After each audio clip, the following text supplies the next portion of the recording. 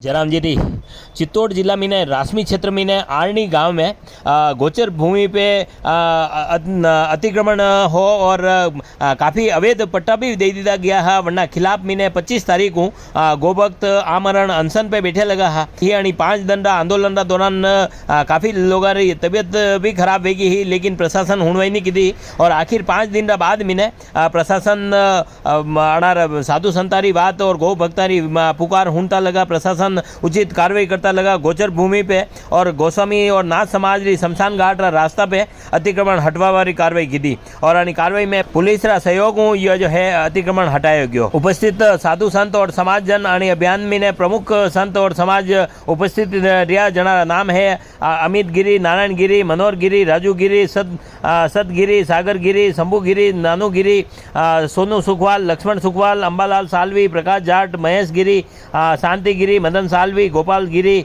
बद्री तेली, जीवन गिरी, रतन सुखवाल, संपत जाट, सत्तू शंकर, हरिशंकर, संपत गिरी, कमलेश और भैरू एक जुटता बताई और संघर्ष किया तो अणा ने सफलता मिली और गौ माता ने न्याय मिलो।